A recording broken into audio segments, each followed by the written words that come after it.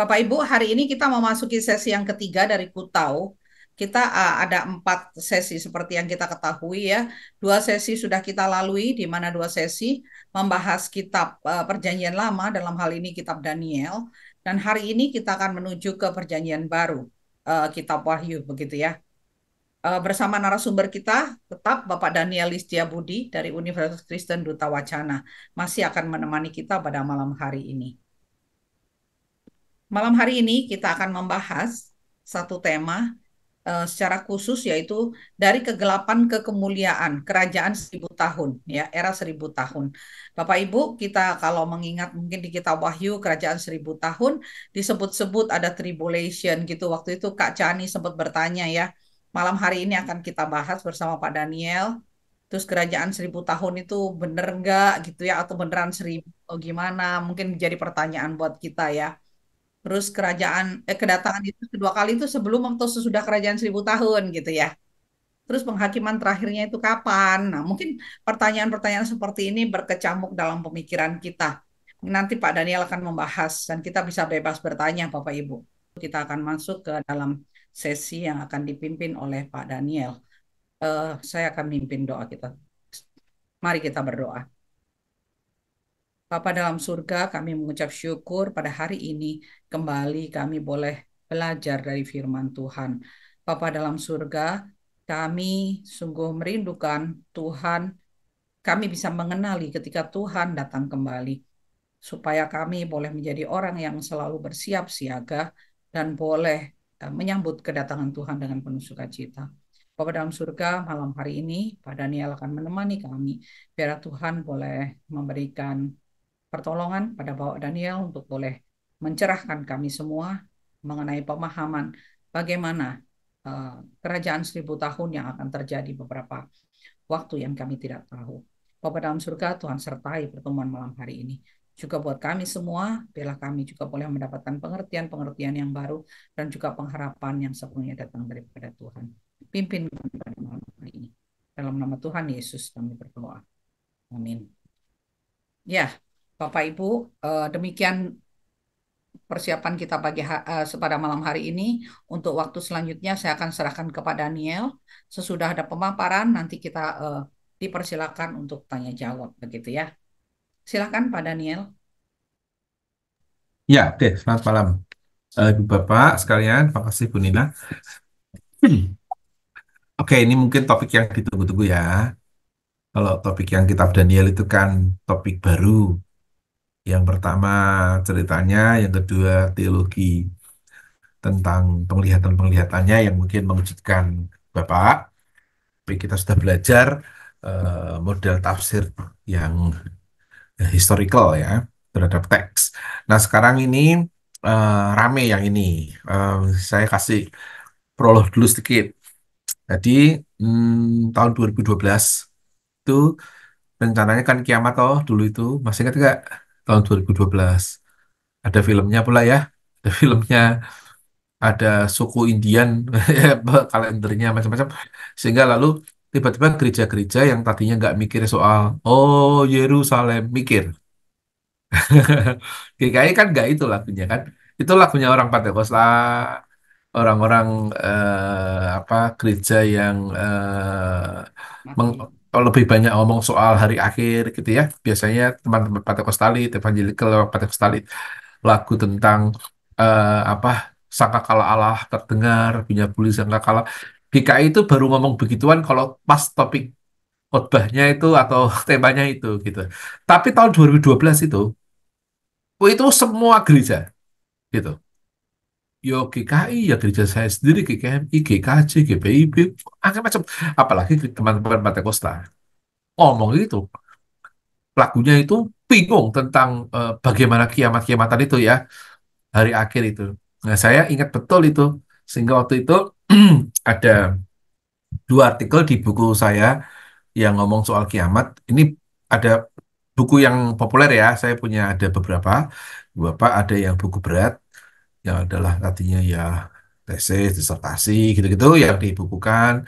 Tapi ada yang ringan-ringan, kumpulan-kumpulan tafsir. Dan ini yang kumpulan tafsir yang tahun itu terbitnya. Saya emang bilang ke penerbitnya, terbitnya pokoknya kalau bisa sebelum Desember gitu. Karena yang macam rencananya Desember 2012 itu buku laris kayak kacang goreng, laris kayak kacang goreng. Lalu GKI Jateng meminta 2 artikel di buku itu untuk dijadikan buku saku. Saya izinkan. Lalu diambil 2 artikel dari buku itu, dibuatlah buku saku, diedarkan ke seluruh jemaat GKI Jateng. Berarti termasuk GKI Jateng yang di Jakarta. Jakarta itu kan ada Pondok Indah, ada apa lagi ya yang Jateng ya? Eh, Kuitang, DKI Kuitang, Kuitang gitu. Panglima Polim. Nah, itu ya, itu beredar ke sana. Itu bukunya. Jadi, nah, salah satu dari topik itu adalah nyinggung kerajaan Seribu Tahun. Dan saya masih ingat itu. Tahun itu saya diminta seminar di LPPS itu miliknya GKI Jateng, GKI dan GKJ. Audiensnya para pendeta, GKI GKJ. Narasumbernya saya dan satu teman dari Pentakosta. Iya, saya ingat betul bahwa ruangan itu penuh.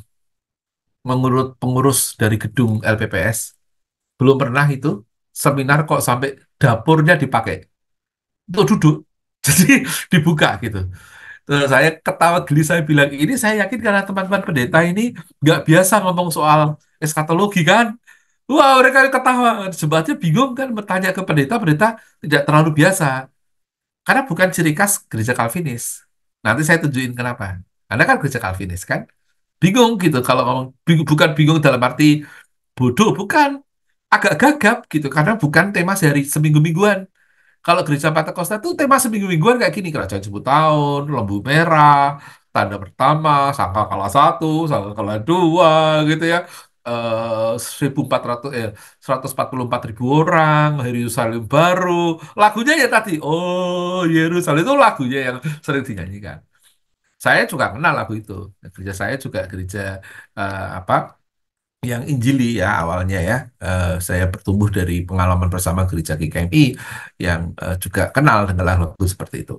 Nah, sekarang saya bisa mengerti kalau peserta hari ini mungkin lebih banyak barangkali dan lebih siap dengan pertanyaan-pertanyaan daripada kitab Daniel ya kan ya.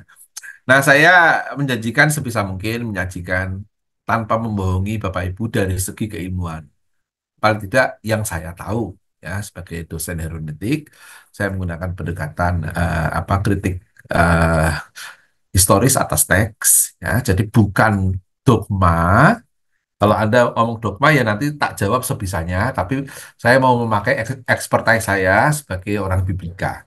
Jadi ini penalarannya nanti biblis.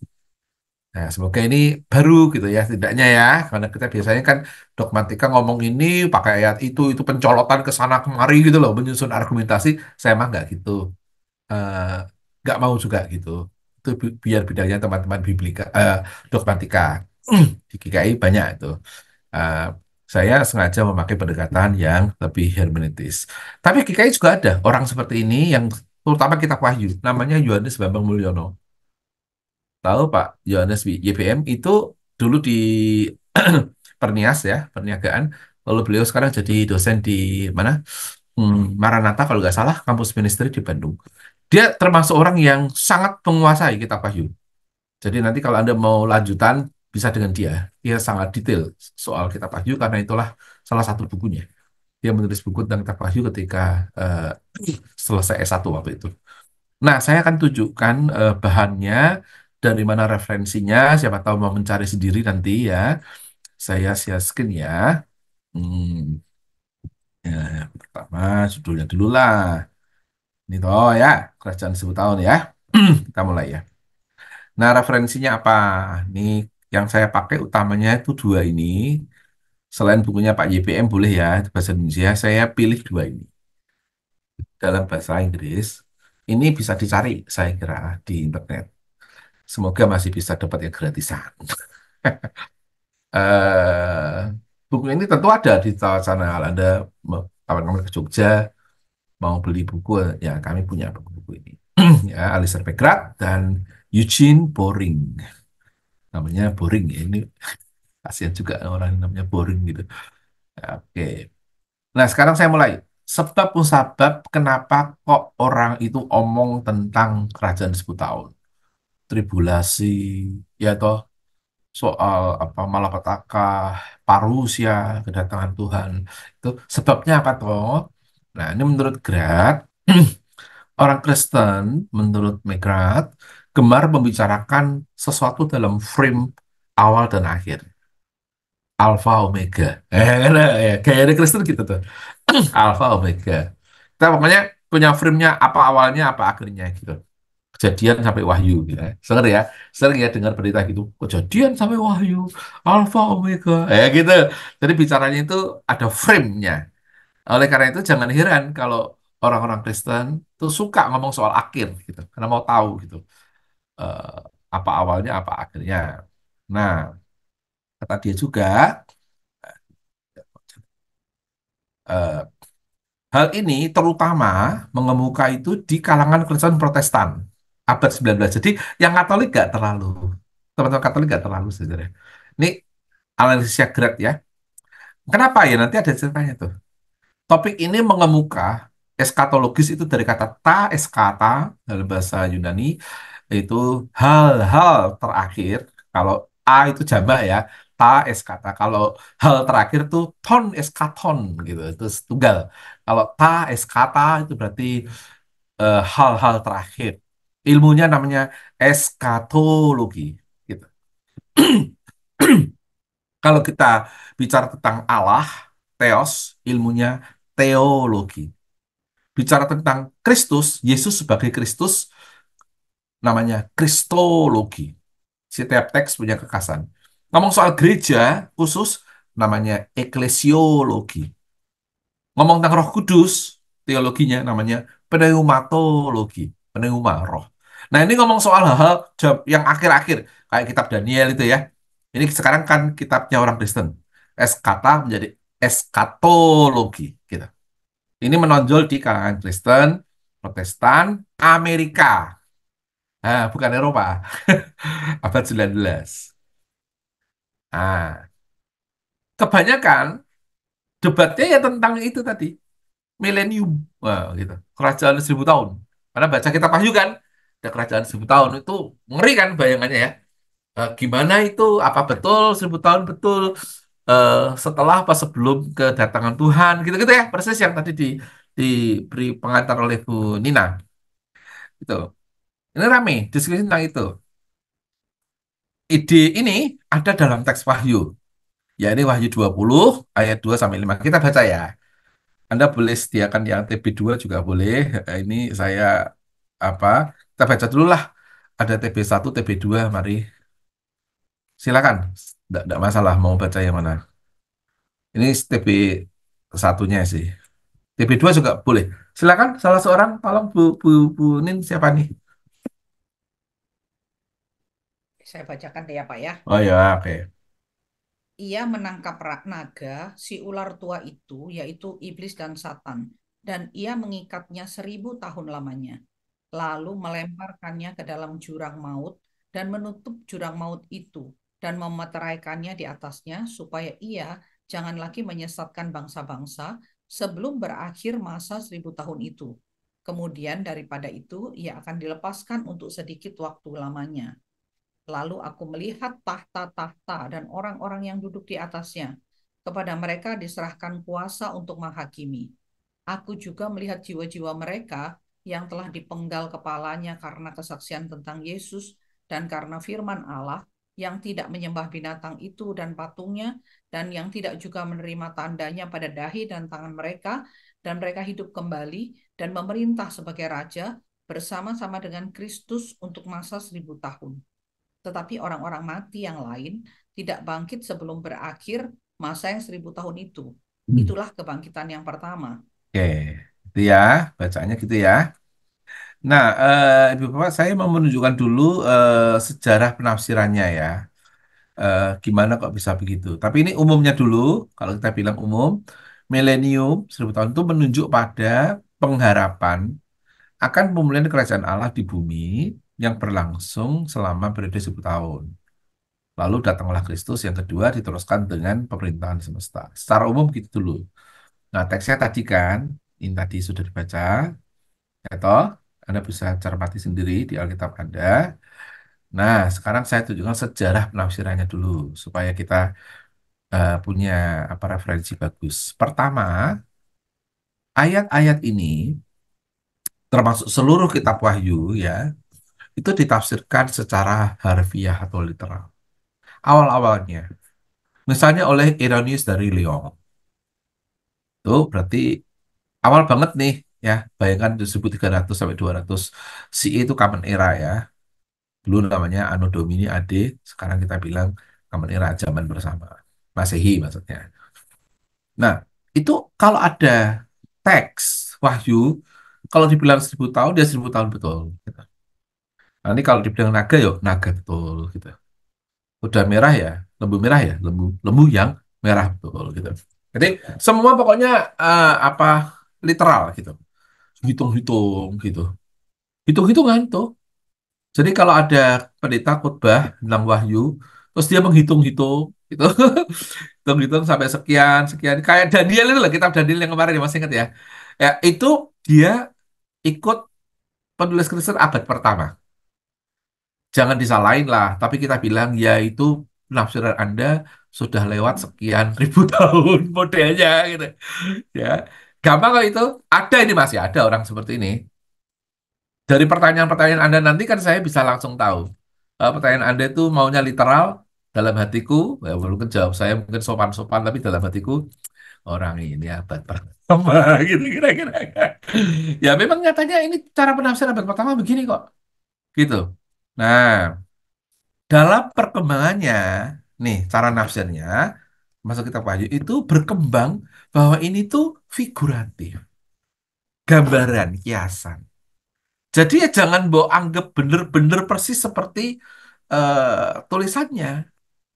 Figuratif itu ya misalnya kita marah dengan tidak tahunya Anda marah enggak ini dengan MK yang sempat mau MK sudah buat sesuatu terobosan lalu DPR mau mengatakan aku ikut yang MA aja membuat undang-undang ini yang diprotesin para mahasiswa ini loh ya lalu Anda marah gitu pada entah terserahlah pada DPR-nya atau pada mahasiswanya yang protes terserah posisi Anda tuh apa terus Anda bilang komunitas kok kayak singa nah, misalnya gitu yang Anda maksudkan itu tertentu kan. Nah, kalau figuratif ya singa itu tidak singa betul. Maksud Anda sekelompok orang, Anda misalnya nggak suka dengan, misalnya ada tokoh yang dianggap suka menipu, kita bilang dia Pinocchio. Misalnya gitu. Ya, lagi muncul ya kata ini ya, Pinocchio. Itu ya jangan menganggap Pinocchio benar. Kalau itu abad pertama. Pinocchio betul. Ini maksudnya orang yang suka nggak bisa dipegang omongannya. Gitu, itu figuratif. Lama-lama gitu perkembangannya.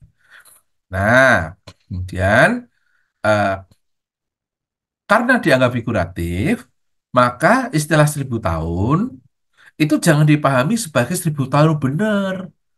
Itu, ini yang perkembangannya ya. Tetapi kalau ada kalimat bertahta selama 1000 tahun atau iblis di penjara 1000 tahun, itu suatu waktu tertentu yang lebih bermaksud kiasan tentang kemegahan kerajaan surgawi. Tuh perkembangannya gitu. Jadi ini kayak ginilah Khairil Anwar. Aku ini binatang jalang dari kumpulannya terbuang, gitu kan? Aku ingin hidup 1000 tahun lagi. Ya itu ya jangan Anda pikir 1000 tahun benar. Maksudnya dia tuh nggak mau cepat mati, gitu kan? Walaupun Khairil Anwar kan mati muda ya, karena penyakitnya ya. Nah tapi kan Anda tahu itu kan 1000 tahun di sini kan juga figurasi. Semacam itu perkembangannya. Nah lalu eh, ini ada ceritanya lebih rame. Abad 19. Sekali lagi, rame di Amerika Utara kan tadi ya. Lalu ini ternyata menonjolnya itu di kelompok Kristen yang konservatif. Jadi Kristen yang nggak konservatif nggak terlalu tertarik topik ini. Di abad 19 ya. Kalau dibilang abad 19 berarti tahun berapa tuh? Kalau kita bilang abad 19 berarti tahun? 1800-an. Nah, 1800-an. Itu kan? Sekitar itu. Jadi sudah sudah ada itu kecenderungan tertentu di kelompok tertentu di Amerika yang suka ngomong ini. Nah, lalu peristiwa dunia ini ya, kita lihat ya. Nanti ada kaitannya dengan teori ini. Ada tiga pandangan utama tentang 1000 tahun itu. Nanti terkait dengan peristiwa dunia real. Ini saya tunjukkan dulu modelnya. Tiga pandangan utama itu amilenial, postmilenial, premilenial. Ya kan? Nah, denger ini ya. A, post, pre. Sebelum saya jelasin, siapa mau mencoba, menduga, silakan. Supaya asik gitu. Apa itu A milenial? Menduga aja, salah mah nggak apa-apa. Ini yang langsung tertuduh langsung yang open cam ya, kasihan ini. Gimana? Aduh, apa Bu Beli atau Jola atau Pak Galaksi ini, Bu Nina. Nebak ya Pak. Tebak aja, enggak apa-apa, enggak apa-apa. Kita kan Milenial eh, mungkin eh. sebelum Perang Dunia Pertama. Oh, A milenial itu ini A milenial itu sebelum Perang Dunia Pertama. Berarti sebelum 1914 ya. Ya. Kalau post apa? Oh, setelah Perang Setelah Dunia, pre ke ya, pre dulu kali. pre. Pre dulu pada saat setelah Perang Dunia ke pertama. Eh, Eh, A dulu, A apa? A. oh, itu A dulu. dulu sebelum Nebak, Perang nebak. Dunia Pak, sebelum Sebelum Perang Perang Dunia Dunia ke Pertama. Oh, oke Mm-mm. deh. Jadi sebelum Terus 1914 sampai 1918 ya. ya. Ya, Lalu kemudian kalau pre yang premilenial ya, post milenial oh itu pos, setelah setelah Perang Dunia Pertama. Oke. Lalu Setelah. lalu Terus yang pre itu eh. setelah Perang Dunia Kedua kali Pak. Oh gitu ya. Ya ya udah pak kok ya enggak apa-apa. Ah, salah. Salah ya Pak. Ya, enggak apa-apa, enggak apa-apa. Nah, ini satu ya Bu. A milenial itu menolak terlibat dalam spekulasi tentang zaman akhir. Menurut kelompok ini, spekulasi-spekulasi tentang zaman akhir itu kapan, ngitung-ngitung gitu, mengalihkan orang dari urusan yang lebih penting, yakni orang Kristen mengelola permasalahan dan pergumulan hidup di dunia ini. Lebih penting daripada ngitung gitu. Jadi amilenial itu tidak mau terlibat, tidak menganggap penting hal ini. Yang lebih penting itu hidup yang sekarang ini daripada terpikat pada hitung-hitungan yang membuat orang teralihkan perhatiannya. Nah, kelompok A milenial ini itu ditemui dalam pemikiran Protestan arus utama di sepanjang abad 16. Berarti siapa dong?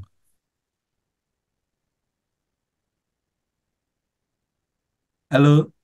Martin Luther ya. Ya, Zaman Luther, itu. Calvin, ya kan? Iya. Lalu belakangan kan jadi Calvinisme, Lutheranisme, jadi HKBP, GKI, GKJ gitu kan? Maka tadi saya bilang, orang-orang GKI, Calvinis, nggak biasa ngomong soal ini. Karena memang Calvin dan Luther itu menolak terlibat dalam perdebatan menduga-duga kapan akhir zaman. Menurut mereka, tak berguna. Sekarang Anda mengerti kenapa lagu Oh Yerusalem itu jarang-jarang kita nyanyikan di gereja? Sementara di gereja yang lain sangat sering. Ya karena Anda Calvinis. Gereja Calvinis menolak berspekulasi. Tidak terlalu pusing juga tentang kalau ada orang hitung-hitungan Nabi ini, Nabi modern ya, mengatakan Tuhan Yesus datang pada kita, kita patokannya selalu Tuhan Yesus berkata tidak seorang pun tahu waktunya, gitu kan? Selalu dengan tenang gitu. Ya karena memang teologi Calvinis tidak memberi perhatian dan memang menurutnya bukan itu yang penting. Hidup ini loh dengan segala macam hal yang harus kita kerjakan, panggilan kita untuk ini dan itu lebih penting daripada ngitung-ngitung kapan Tuhan Yesus datang. Tuhan Yesus datang selalu misteri, biarkanlah misteri, gitu aja. Nah itu sebabnya, sekali lagi, tema-tema semacam ini tidak terlalu diminati, kecuali ketika ada situasi-situasi tertentu ya. Nah, kelompok Anabaptis, ini kelompok saya, di abad dulu itu gemar juga tuh berpikir tentang revolusi sosial sebagai buah intervensi apokaliptik ilahi gitu. Tapi sebagian besar orang Protestan tidak terlalu menaruh perhatian ini, gitu. Hingga pertengahan abad 19 ada minat baru tentang milenial ini muncul. Nah, ceritanya itu belakangan ya minat itu muncul ya. Nah, ini di eh, Amerika abad 19 yang muncul dulu tuh justru post milenial, yakni kedatangan Tuhan akan muncul segera dalam suatu masa panjang penuh damai dan kebenaran. Tuhan akan datang. Damai. Masa ini disebut 1000 tahun. Ini post milenial ya. Jangan bingung. Ini namanya post. Nanti lain lagi kalau pre. Pemahamannya begitu. Jadi Tuhan akan datang lalu semua akan sejahtera. Gitu. Ya ini disebut kerajaan 1000 tahun. Di masa ini Allah menegakkan kehendaknya. Apa? Kebenaran menang, manusia mengalahkan kejahatan, ya. Seluruh dunia jadi Kristen. Pikirannya gitu. Karena Tuhan datang kok, ya kan seluruh dunia Kristen gitu. Damai sejahtera gitu. Ini post milenial ya. Menurut pandangan ini gereja menjadi penting perannya dong untuk mentransformasi seluruh struktur sosial sebelum Tuhan Yesus datangnya yang kedua, ya toh, menghadirkan masa ke masa. Nah, masalahnya, saudara,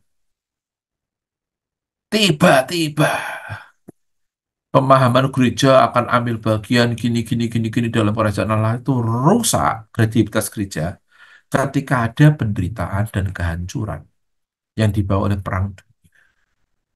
kedua perang dunia, PD1 dan PD2.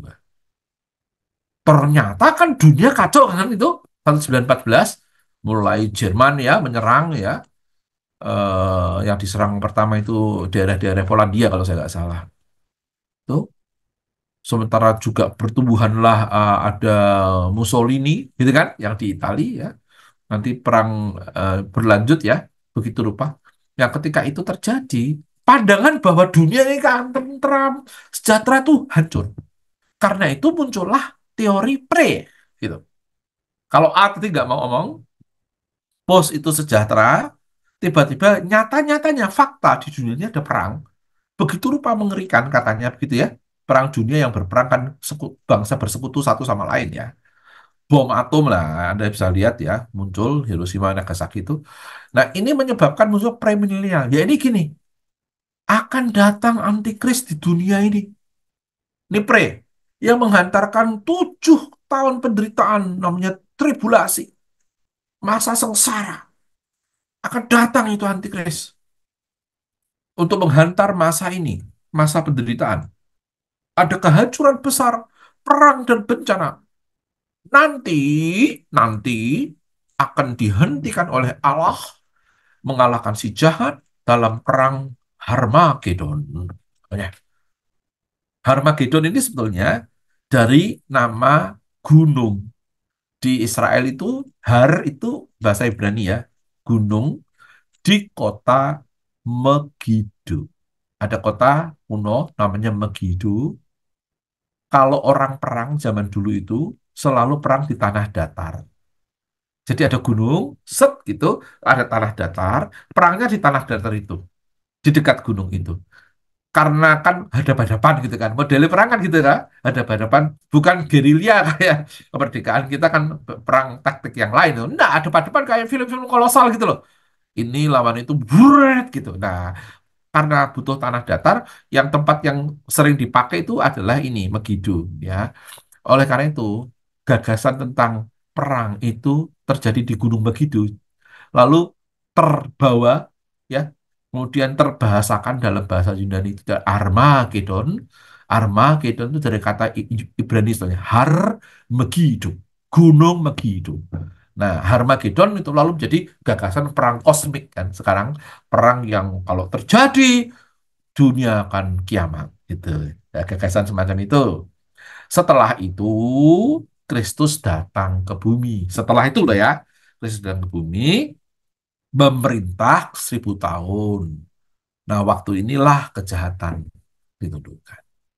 Nah, jadi cara berpikirnya sekali lagi, tadinya tuh pos dulu, tapi ternyata ada perang dunia.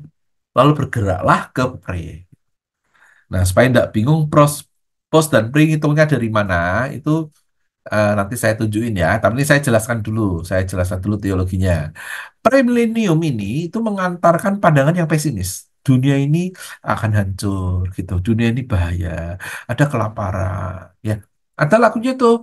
Zaman sekarang berjagalah, gitu. Lihat dunia bergelora, kedengaran sini sana, banyak kabar menggentarkan, berlindunglah pada sabda Allah, gitu kan? Lalu kalau lihat perang, kelaparan, kita bilang akhir zaman mau tiba. Ya sebetulnya perang kelaparan setiap zaman ada kan. Ya toh. Ini menjadi heboh ini kan karena kita bisa mengakses dunia lain. Dulu tahun 1980-an Ethiopia toh. Oh, satu lagunya tentang Ethiopia. Iwan Fals Ethiopia, Ethiopia gitu. Masih ingat We are the world, we are the children gitu ya.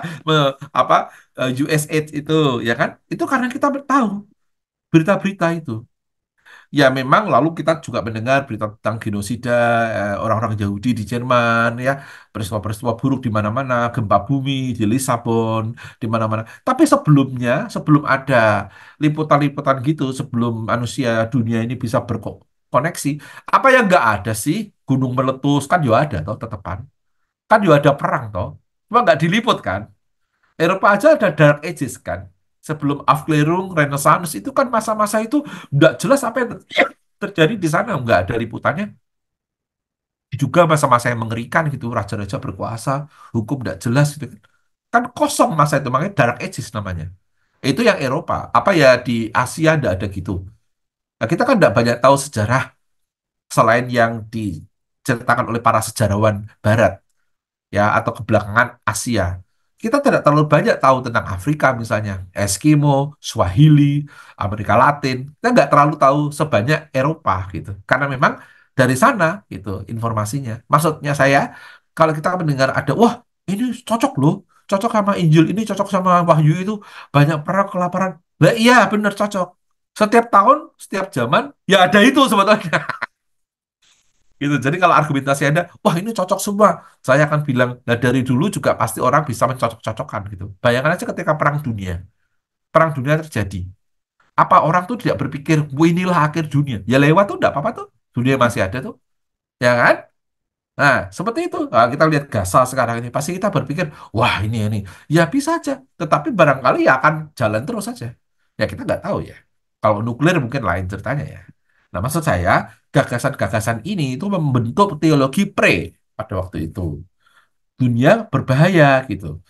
Nah, kalau tadinya pos itu kekristenan merajai, kekristenan malah dihambat, macam-macam tuh cocok semua rasanya. Kita punya teks-teks tertentu, baik Injil maupun surat-surat Paulus, ya, Petrus yang Wahyu apalagi yang rasanya cocok banget gitu.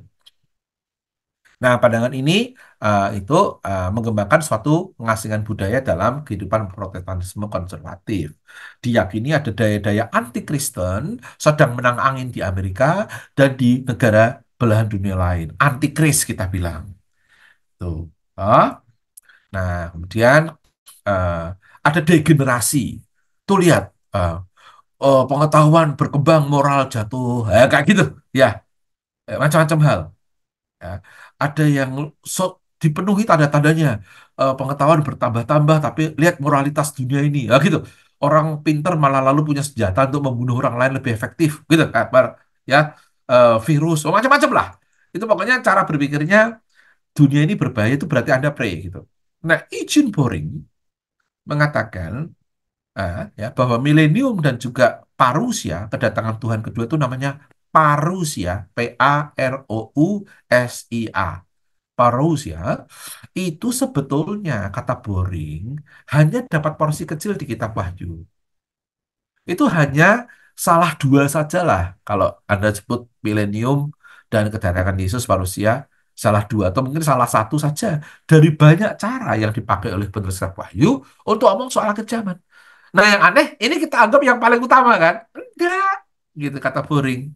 Enggak. Ini memang yang heboh-heboh gitu seolah-olah. Tapi itu hanya Sebagian kecil kata dia. Dia malah bilang sebagian kecil, sister. Lah, kita Wahyu lalu sebagian besarnya ngomong apa? Nah, nanti saya bisa tunjukin itu ya. Nah, dia bilang dalam galeri lukisan eskatologi Yohanes, peristiwa 1000 tahun itu terjadinya di dunia. Langit baru, bumi baru, baru muncul di pasal 21. Coba lihat, pasal 21 baru muncul langit baru, bumi baru. Tadi kerajaan 1000 tahun pasal berapa? Bu Nina masih ingat? Pasal berapa? Pasal 20. Nah, pasal 20. Ini pasal 21. 21-nya langit baru, bumi baru, ya kan? Settingnya juga di dunia. Di dunia loh. Jadi nanti, oh Yerusalem itu turun. Turun dari mana tuh? Turun dari langit kan? Kalau turun dari langit berarti kemana dia? Bumi. Nah, ke bumi gitu. Jadi Bumi. sebetulnya kita Wahyu itu bukan mengatakan dunia akan hancur. Dunia ini terus ada. Terus ada. Nanti diperbaharui. Yerusalem itu turun dari langit. Yerusalem baru maksudnya. Turun berarti ke dunia ini. Dunia ini abadi. Sebetulnya malah gitu teologinya. Jadi orang kadang-kadang salah kaprah gitu. Wah, dibayangkan kiamat aja loh. Kiamat tuh ya ada kiamat gitu. Tetapi gagasan kiamatnya itu restorasi besar-besaran di mana Yerusalem baru turun ke dunia ini. Nah, hal kayak gini kita kadang-kadang kaget ya memang. Nah, inilah cara Yohanes mau mengatakan dunia ini ciptaan Allah yang baik. Tidak selamanya terpenjara oleh kekuatan asing yang jahat. Pada akhirnya dunia yang adalah milik Allah, ya adalah milik Allah. Nah, nanti saya jelasin teologi Yohanes ya, sebentar ya, tunggu. Sekarang kalau Anda mau tahu, tadi akan dikeposisikan A, pre, dan post. Kalau Anda tanya, gimana sih sebaiknya kita melihat posisi ini? Boring mengatakan, banyak penafsir itu salah paham. Memahami figurasi Yohanes itu sebagai sesuatu yang literal, yang objektif, yang proporsional, dan kronologis. Itu kesalahpahaman, kata dia. Nggak gitu caranya nafsir. Kata Boring ya. Nah, jadi lihat sekali lagi. Para penafsir itu mengembangkan istilah. Ini istilah dari para penafsir loh. Premilenial. Berarti ini ini di screenshot Bapak Ibu. Ini paling penting nih supaya tahu bedanya ya. Kalau disebut premilenial, pre kan pra kan belum kan. Itu berarti kedatangan Kristus yang kedua, tadi apa namanya bahasa Yunaninya? Manusia. Parusia terjadi sebelum milenium. Gitu. Ya. Premilenial sekali lagi, kedatangan Tuhan yang kedua terjadi sebelum milenium. Jadi duluan kedatangan Tuhan, baru milenium. Itu namanya pre. Kalau Anda pemahamannya kedatangan Tuhan itu terjadi setelah kejayaan kerajaan Allah di bumi selama 1000 tahun, maka pandangan Anda namanya post milenium. Post itu setelah. Jadi kedatangan Kristus setelah 1000 tahun itu namanya post. Kalau Anda begini, tidak ada yang namanya 1000 tahun harfiah. Mau setelah, mau sebelum Tuhan Yesus datang, itu bukan 1000 betulan, tapi itu angka figuratif. Kalau Anda gitu, maka Anda milenial. Inilah sikapnya Calvin. Gitu. Yang pasti ada adalah kedatangan Yesus itu sudah pasti. Kita menunggu kedatangan Tuhan, ya kan? Tapi apakah 1000 tahun atau setelah pas sudah datang Tuhan? Gak penting itu. Itu figurasi. Jangan dianggap 1000 benar. Nah, kalau Anda posisi gitu dan tidak mau berspekulasi, tidak mau ditarik-tarik, tidak mau saya nggak mau pusing wong. Terserahlah mau 1000 benar mau enggak saya nggak pusing wong. Yang penting itu Tuhan datang saya bersiap-siap kapan saja. Nah, itu sikap A milenial. Nah, sekarang Anda bisa tahu ya eh, siapa di posisi mana ya. Nah, sekarang Anda tanya, Yohanes, Wahyu Yohanes, dia di mana? Kalau Anda memakai skema ini, skema ini, Wahyu Yohanes itu jawabannya dia masuk pre. Kenapa? Karena parusia kedatangan Tuhan itu di ayat 19. Coba deh, lihat ayat 19. pasal 19 ayat 11 sampai 16. Silakan dibaca. Ini kalau dipaksa loh ya. Kalau dipaksa sekali lagi cara nafsirnya nggak gitu kan sebenarnya. Tapi kalau coba kita lihat gitu-gitu kita paksakan kedatangan Tuhan itu pasal 19. Silakan dibaca. Ayat 1 sampai 16. Mari. Siapa yang mau baca?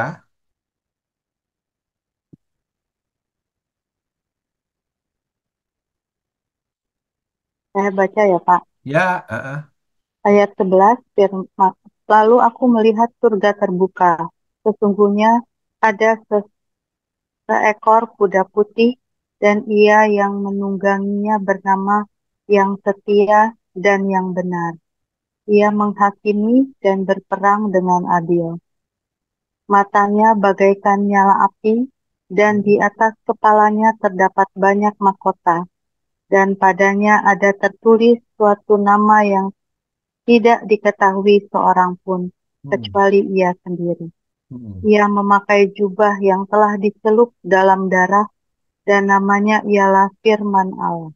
hmm, hmm, Semua pasukan yang di surga mengikuti dia. Mereka menunggang kuda putih dan memakai lenan halus yang putih bersih. Dari mulutnya keluarlah sebilah pedang tajam yang akan memukul segala bangsa. Ia akan mengembalakan mereka dengan tongkat besi, dan ia akan memeras anggur dalam gilingan anggur, yaitu kegeraman murka Allah yang maha kuasa. Pada jubahnya dan pahanya tertulis suatu nama, Raja segala raja dan Tuan di atas segala tuan. Ya kan kedatangan Tuhan Yesus tuh kan?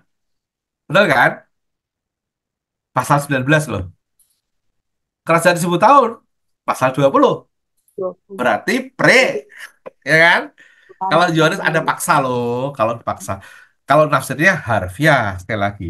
Tapi Eugene Boring seperti kebanyakan kita, dia kalau ada tanya, dia akan bilang A. Maksudnya itu tuh jangan bawa pikir 1000 bener gitu loh. Itu figurasi. Gitu. Kalau dia dipaksa, dia akan masuk yang A. Karena dia tidak mau terjebak pada pemahaman 1000 berarti 1000 betul. Apa enggak? Ini adalah suatu lingkup, suatu masa di mana apa Tuhan berdaya gitu kira-kira posisinya. Nah, ingat ya, eh, pemaksaan ketiga posisi bisa salah kaprah dan tidak fair pada maksud Wahyu Yohanes dalam Wahyu Yohanes. Ibu Bapak, saya mau jelasin dulu sekarang apa itu Wahyu Yohanes dan bagaimana modelnya. Pertama, bahasanya. Bahasa Wahyu Yohanes itu bahasa yang figuratif eskatologis. Seperti kayak kitab Daniel itu loh. Bahasanya figuratif. Jangan ada liter letterlehkan, pleset nanti. Bahkan dalam kitab Daniel pun dia merujuk tanduk ini, tanduk binatang itu kita tahu kan, itu gambaran-gambaran tentang tokoh-tokoh tertentu. Kalau kitab Daniel itu ditulisnya kan apa setelah peristiwa terjadi, diceritakannya seolah-olah sebelum gitu kan. Itu modelnya Daniel. Kalau Wahyu ini lain lagi caranya. Dia ditulis di suatu masa tertentu, ngomong soal masa di depan untuk menguatkan masa tertentu ketika itu ditulis gitu kitab Wahyu. Nah, saya akan tunjukkan kepada Anda kitab Wahyu itu intinya apa ya. Inilah teologi kitab Wahyu paling utama. Hupomone namanya. Kitab Wahyu itu, Ibu Bapak, saya jelaskan dulu deh. Saya tutup dulu gini. Saat saya omong-omong dulu ya. Ditulisnya kapan itu? Dulu ya. Kita pakai sejarah. Eh, Kekristenan itu baru tidak persekusi pada tahun abad berapa? Ada yang tahu? Atau kaisar siapa yang tidak mempersekusi? Oke, jawabannya pada tahun 300-an ketika Konstantin menjadi kaisar di Roma. Konstantinlah yang menjadikan agama Kristen menjadi agama negara, Konstantin. Lalu ibunya namanya Helena, karena kekristenan yang tadinya dimusuhi menjadi agama negara. Helena datang ke Israel dan cari tahu cerita-cerita Kristen itu dicocokin sama dia. Di mana Yesus lahir. Oh, di sini dibangun gereja. Gitu. Di mana dia disalib. Oh, di sini tradisi dibangun gereja. Di mana 500 dua ikan. Oh, di sini bangun gereja. Di mana dia berkhotbah gitu. Jadi kalau ada ke Israel sekarang itu, semua gereja yang dibangun itu, Nefertiti Church, gerejanya rumahnya Maria, gereja Holy Sepulchre Church, gereja Beatitudes, itu semua berdasarkan tradisi aja, ingatan, tidak persis. Jadi kalau Anda arkeolog, Anda tidak akan mudah kena apa gempuran emosional oleh para tour guide-tour guide Kristen itu. Berita-berita tour guide yang mencocok dengan cepat. Di sinilah terjadi lalu emosi Anda terkena gitu ya. Lalu beli anggur Kana di Sungai Yordan yang dianggapnya nok kono betul dibaptis, Anda terpesona bayar $10. Jangan bilang saya nggak tahu, saya pernah studi di Israel. Studi loh. Saya lihat ini semua. Emosi kita tuh dimainkan itu. Wah, inilah anggur karena beliau. Apa yang di situ benar? Apa ya anggurnya sama kok? Ya lucu gimana sih? Kota Nazaret sekarang jadi kota Islam kan, jadi kota Muslim kan. Yang masih masih bertahan dengan tanda-tanda lama tuh hanya sedikit. Misalnya eh, Sumur Yakub itu masih sih di kota Sikem sih, kota Muslim sekarang. Sekarang ada dibangun semacam gereja ortodoks kecil di atasnya. Ya kayak itu masih yang gitu. Tapi yang doa Bapa kami di mana, apa di mana, mana mana mana bisa dipastikan. Nah itulah Helena. Karena Konstantin anaknya menjadikan agama Kristen agama negara. Sebelumnya itu dikejar-kejar tuh. Ada dua kaisar jahat sekali. Sebutkan salah satu kalau ibu bapak tahu. Siapa nama kaisar yang jahat sekali yang mempersekusi orang Kristen. Baru berhenti persekusinya itu Konstantin. Ketika dia dapat visi. Visinya itu tanda Hi dan Rho, huruf X dan R. GKI pakai itu ya, di mimbar kadang-kadang ya. Itu Antipendium Christos, artinya Hi dan Rho. Dia lihat, dengan tanda ini kau akan menguasai dunia, gitu kan. Lalu Konstantin, terus dia, oh itu tanda salib Kristus. Terus dia menjadikan agama Kristen yang tadinya dipersekusi menjadi agama negara. Ya. Nah, itu sampai sekarang kan Italia kan masih ya Italia lah Paus Vatikan ya kita masih bisa lihat jejak apa pilihan politiknya Konstantin waktu itu. Nah, tetapi sebelumnya ada kaisar dua itu jahat-jahat yang terkenal jahat, yakni Nero dan Demetrianus. iya kok tahu Ibu baca ini ya. Iya, Satu kaisar betul. Nero, yang kedua namanya Domitianus. Janus. Domitianus. Nah, coba tebak. Coba Bu Meli jangan baca dulu, saya tanya dulu. Yang konteks kitab Wahyu yang Nero atau Domitianus? Yang apa, Pak? Yang kitab Wahyu ini lah, kan ditulis dalam masa penderitaan kan. Kitab Wahyu ini, Ya. itu kaisarnya siapa? Nero atau Domitianus? Kayaknya Nero, Pak. Nah, salah. Salah. Salah. Demetrianus. Domitianus. Jadi Ya. gini, Oh, Nero itu, Neroanus. dia mempersekusi orang Kristen hanya di kota Roma. Hmm. Domitianus itu mempersekusinya di Pax Romanum. Pax Romanum itu kekaisaran Romawi. Beda. Jadi Nero itu masih parsial tuh. Maksudnya hanya kota Roma aja. Di luar kota Roma aman. Tapi Domitianus lebih gila lagi. Dia lebih jahat itu karena lebih apa ya ekstensivitasnya lebih gede ya, daerahnya area lebih gede, lebih jahat. Nah, banyak orang Kristen dipersekusi mati oleh Domitianus nih. Setelah Nero, Domitianus ya kan. Nero itu kan apa namanya zamannya Petrus kan kira-kira ya. Kalau kita lihat ya. Ini kan Yohanes, zamannya Yohanes tuh lebih tua, lebih lebih belakangan. Dan banyak orang mati. Nah, disitulah muncul teologi ini. Saya jelaskan sekarang teologinya hupomone ya. Lihat ini kata hupomone. Bahasa Yunaninya itu bisa hupomeno, kalau verb, kata kerja, bertahan. Bisa hupomone, ya, kalau dia kata benda atau kata sifat. Hupomone, hupomeno itu sama. Itu artinya adalah tabah. Jadi gini teologinya. Kamu sekarang menderita, hai orang Kristen. Penderitaanmu ini, gereja waktu itu, dan kemudian dibayangkan sepanjang zaman, sampai kan akhir zaman itu kan. Mungkin gini, kamu akan bahkan mati ya, dalam peristiwa persekusi ini, oleh Domitianus ini. Kamu menderita bahkan mati. Tetapi setialah.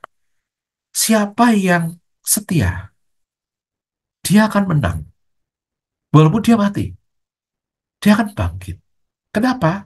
Karena pada akhir zaman, Tuhan itu yang menang. Langit baru, bumi baru turun dari Yerusalem. Sorgawi turun ke dunia ini. Jadi pada akhirnya itu Tuhan itu menang. Maka kamu sekarang ini tabahlah. Walaupun kamu menderita bahkan mati. Siapa yang setia dalam iman, dalam penderitaannya? Mati, memerintah bersama Tuhan. Gitu. Maka bahasanya Anda pakai. Kalau Anda lihat kitab Wahyu. Selalu gini. Barang siapa. Ya kan? Saya udah cek deh dari awal. Misalnya, barang siapa mendengar, aku berdiri di muka pintu dan mengetuk. Gitu. Barang siapa, ya kan? Lalu orang-orang yang jubahnya apa dicuci dalam darah. Jubah yang dicuci dalam darah justru muncul sebagai putih berkilau-kilauan. Barang siapa, selalu gitu. Itu ditanda karena mereka menderita. Untuk menguatkan iman mereka, muncullah teks eskatologi yang membuka kepada mereka suatu gaya sastra tentang bagaimana menguatkan iman dengan cara menunjukkan akhir zaman. Supaya orang di zaman itu, pada waktu itu menderita, melihat ungkapan-ungkapan akhir zaman ini bahwa di akhir zaman nanti, sehebat-hebatnya penderitaan yang kamu alami, sejahat-jahatnya si naga ular tua, ya kan, dengan setan di ular tua di sini. Sebelumnya di kitab Kejadian, ular bukan setan, ya kan? Di sinilah disebut setan di pasal 20 atau 22 itu menang, lalu ada orang jahat, antikris, macam-macam. Sehebat-hebatnya mereka, lihat pada akhirnya Tuhan menang. Semua anasir-anasir jahat ini dikalahkan. Kamu yang mati dalam iman memerintah bersama Kristus. Gitu caranya menguatkan iman. Jadi teologi kitab Wahyu itu dengan segala macam gambarannya adalah teologi ketabahan. Nih, nah kalau Anda kemudian melihat banyak tanda-tanda yang ditulis di kitab Wahyu, antikris, macam-macam, kuda merah, macam-macam, itu lebih mudah dipahami oleh orang di zaman itu ketika penderitaan Domitianus itu daripada kita sekarang. Itu kayak gini loh, Bapak Ibu. Di zaman sekarang, misalnya ya, ini saya tidak punya intensi politik apa-apa, ya. Tapi kan kita dengar tuh di media massa soal begini. Pohon beringin itu dikalahkan oleh tukang kayu. Betul ya? Ya kan? Coba ngomong gitu loh. Pohon beringin itu yang luar biasa besar.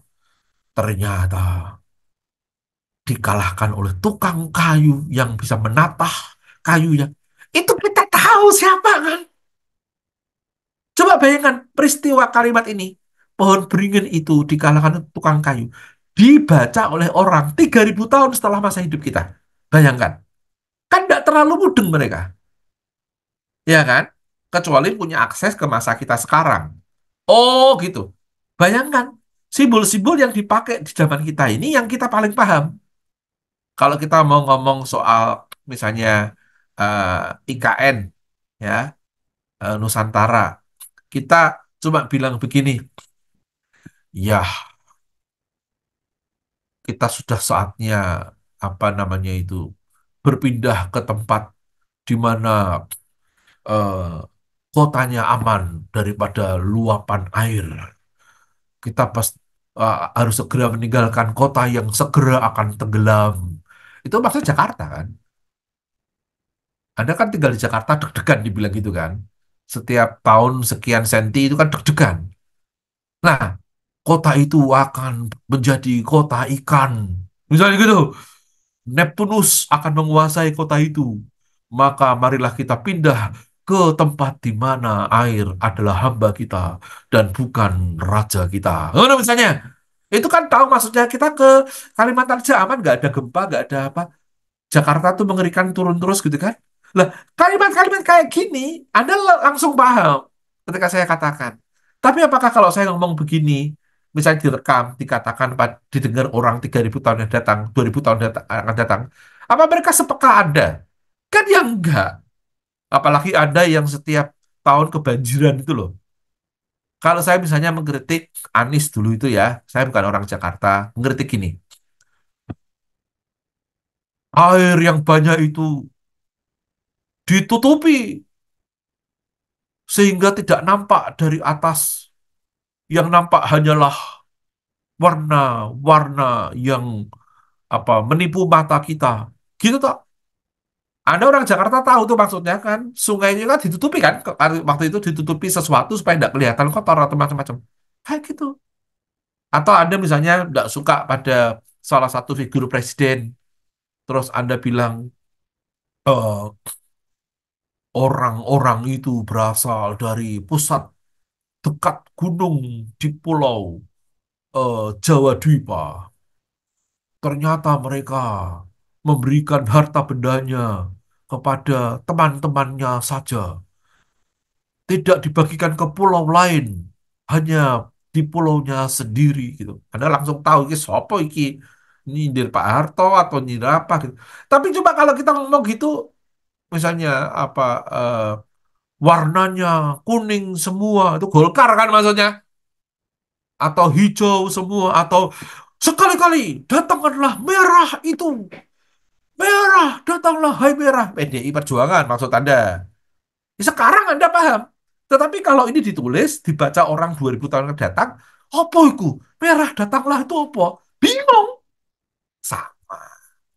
Jadi cerita-cerita yang diungkapkan Yohanes itu lebih mudah dipahami oleh orang di zamannya Yohanes. Ya kan? Di penghujung abad pertama itu, ketika mengalami penderitaan, simbol-simbol dipakai. Antikris misalnya, itu kasihan loh. Antikris itu siapa sih sebetulnya? Korbannya banyak. Kalau mau tahu sejarah antikris, tertuduh yang paling sering. Pertama adalah Nero, Domitianus. Lalu di zaman modern, tahu siapa tertuduhnya? Zaman modern,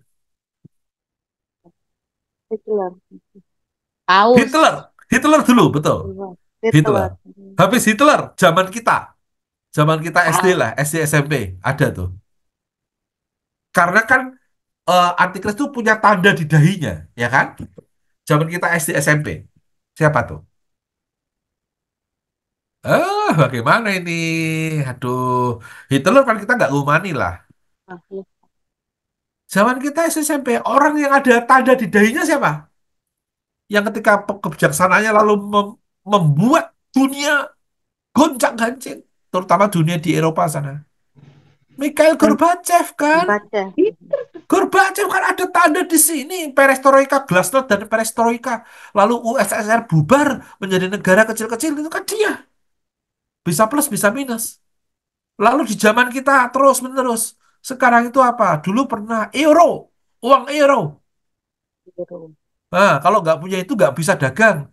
Tapi sekarang kita bingung dengan Brexit. Inggris kembali ke pound sterling. Mau apa? Sekarang ini barcode. Barcode. Kalau tidak punya itu tidak bisa beli.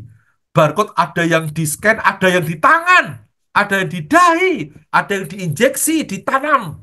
Cocok semua, orang-orang cemas sesuai dengan wahyu. Lah dalah, nafsir gitu kan harfiah namanya. Kalau Anda takut sama barcode, itu gerejamu nggak usah kiris-kirisan lah. Ngapain Anda keras-kris tuh persembahan. Persembahan GKI Kota Wisata dapat diberikan melalui amplop atau scan kris. Terus Anda belanja, Anda punya perusahaan, Anda punya apa, kan barcode kan semua. Berarti Anda pengikut antikris dong. Kan repot kalau gitu caranya. Lalu apa itu antikris? Gampang nafsirnya. Segala sesuatu yang melawan Kristus. Itulah antikris. Figur waktu itu 666 itu pasti ada artinya. 6 angka manusia gitu kan kalikan 3. Kita bisa membayangkan lah bahwa mereka lebih paham dari kita. Kita sekarang ini yang sok-sokan. Oh, 6 adalah Dikalikan 3, meleset semua. Nanti saya bisa tunjukin bagaimana itu Harold Camping, ini evangelis radio. Itu juga punya hitung-hitungan. Nanti kapan-kapan, mungkin minggu depan deh tak tunjukin bagaimana cara camping ngitung. Itu di Belanda loh, saya waktu itu masih masih studi Belanda, mau pulang Indonesia itu masih ketemu kelompoknya Harold Camping dengan pakaian ala-ala Yahudi gitu, menyatakan Tuhan Yesus datang tanggal sekian. Ada hitung-hitungannya. Ada hitung-hitungannya dia. Nanti ya minggu depan ya tak simpankan untuk minggu depan. Terus saya komentar di Facebook, siapa yang percaya Harold Camping, pasti tafsir PPW-nya tidak lebih dari C, saya bilang gitu. Nah, nantilah ya, minggu depan saya tunjukin. Itu hitungnya gila itu. Ini adalah ini, angka ini adalah ini, kapan Yesus disalib, dihitung gitu, rupa. Banyak orang kayak gitu. Punya peta dunia itu loh. Pernah nggak Anda dengar orang PA atau khotbah peta dunia, dihitung dari zaman Adam. Padahal Adam itu kan ya kisah mitologi tuh sebetulnya. Dihitung bener nih. Tak, tak, tak, tak, tak, tak, tanggal sekian. Kadang-kadang terdengar suara-suara Tuhan atau apa, kata dia berkata kepadanya, contoh si siapa itu Mangapin si Buaya 10 November 2003, ya kan, di Balai Indah Bandung. Orang-orang sebagian percaya jual rumahnya, kumpul di Balai Indah Bandung karena Tuhan berkata kepadanya begitu. Mana ini sudah 2024 loh. Paling kelompok-kelompok ini kalau ditanya mana Tuhan gak datang, jawabannya selalu gini, ditunda. No, no. Jawaban paling aman itu ditunda. No, no. Dia nggak berani ngaku tafsirnya yang salah, ditunda. Atau Tuhan bilang pada saya, bukan sekarang. Ada ngono tukang ngeles.com lah kira-kira. Nah, makanya sikap A milenial itu agak aman dalam hal ini karena lalu Anda tidak mau terjebak pada angka-angka. Nah, sekarang kembali ke teologi wahyu ya, Ibu Bapak. Ini kan hupomone ya, itu paling penting ya. Dalam hupomone ini tekanannya ya adalah gini, barang siapa menang gitu selalu. Tabahlah, barang siapa menang ia memperoleh mahkota kehidupan. Ada lagunya kan? ku beri dikau mahkota kehidupan. Itu loh. Setialah sampai akhir. Itu loh lagu itu. Itu teologi hupomone gitu kira-kira. Itu gampangnya lah ya. Kita Wahyu ngitung-ngitung 1000 tahun dan macam-macam. Anda boleh tanya apa saja sejauh saya merasa masuk klaster hari ini, tak jawab hari ini.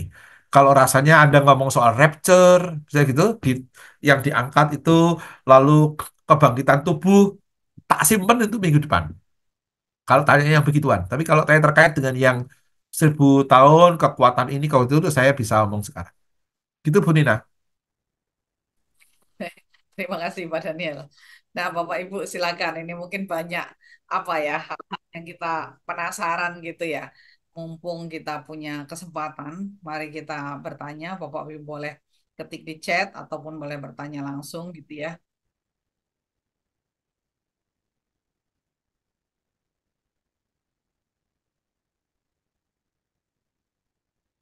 Silakan Bapak Ibu. Pak, mungkin saya mengawali ya Pak ya. Saya itu masih penasaran tuh kayak gini. Kalau kita kan ini ngomongin kitab Wahyu adalah kitab apokaliptik gitu ya. Kitab apokaliptik itu kan menyingkapkan gitu ya Pak ya. Nah, kalau dipikir-pikir, em, kalau kita tadi ngomong ini kan apa figuratif gitu ya. Tapi kalau dipikir-pikir ada teman-teman yang berani mencoba menafsir-nafsir seperti yang Bapak cerita gitu kan. Kok kalau apokaliptik itu kok lebih mirip yang penafsir-nafsir gitu ya Pak ya? Atau dengan kata lain gini, yang diungkap atau gini, menyingkapkannya itu kayak bagaimana sih Pak gitu? Atau seperti memberi kekuatan gitu atau gimana ya Pak ya? Ya, ini gini Bu Nina. Pernah lihat tonel nggak? Tonel. Zaman dulu, tonel namanya. Oh, Jadi kita di bagian penonton, lalu ada panggung. Di panggung itu ada macam-macam ya, misalnya drama atau apa. Ditutup layar. Pernah lihat Bu? oh Dan iya, layar dari kanan kiri, layar dari kanan kiri yang dikerek ya, dikerek orang kemudian dia gerak, itu loh, Bu. Tahu maksudku Bu ya? iya, iya. Nah, apokaliptik itu gini Bu. Kedua layar itu yang harusnya dikerek dari kanan kiri terus buka gitu. Karena sesuatu hal, angin misalnya, atau ada anak iseng gitu ya, kebuka sebentar. Seret gini. Sebentar kita lihat di baliknya. Mungkin ada orang sedang nonton-nonton kursinya, dramanya pindah scene-nya gitu. Kebuka sebentar, lalu tutup lagi. Nah, gitu. Jadi apokaliptik itu tersingkap. Itu kayak gitu, Bu. Sebentar aja. Bukan gini. Grrrek, lihatlah semuanya. Sudah ya. Grrrek. Enggak. Ketersingkapan. Sebentar. Terus tutup lagi. Jadi kata kuncinya di apokaliptik itu adalah rahasia. Katanya rahasia. Ketersingkapan itu kita hanya bisa melihat yang tersingkap. Gitu. Memang itu caranya, cara menjelaskannya untuk ngomong gini, realitas lebih besar daripada yang kau lihat. Gitu. Maka kesalahan dari orang yang menafsirkan teks apokaliptik adalah menganggap yang tersingkap itu segalanya. Itu kesalahannya. Wong tersingkap kok. Tersingkap ya sudah yang disingkapkan itu saja yang ditangkap. Jangan melebihi seolah-olah kita jadi ahli melebihi yang tersingkap itu. Maka kalau ada orang mulai ngitung-ngitung tanggal kapan Tuhan datang, sampai bisa spesifik, saya berani bertaruh apapun, mesti meleset. Dalam sejarah itu terbukti, mesti meleset. Bahkan mangapin si buaya itu, tidak hanya ngitung-ngitung, dia denger loh, Bu. Dia bilang dia denger. Salah satu yang denger, salah dua yang denger, adalah teman saya, kalau mau tahu, pendeta dan istrinya. Dia denger. Aneh ya, padahal mangapin si buaya kan di Bandung. Dia ini di Pati, loh. Di Pati, kota di Jawa Tengah, Pati. Dia dengar. Lalu karena dia dengar, dia lalu mengajarkan ajaran yang sama dengan Mangapin si Buaya.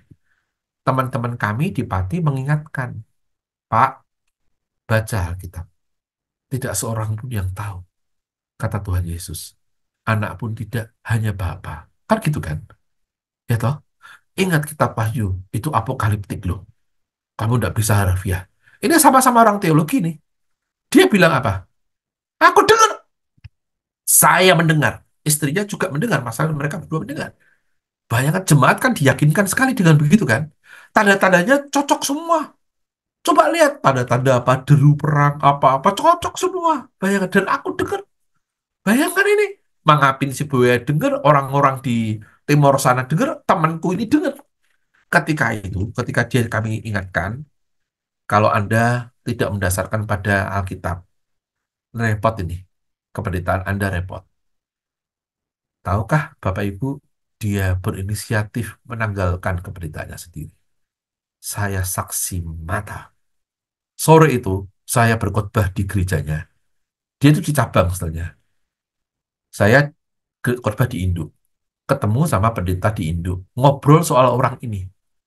Mas ini datang. Membawa toganya.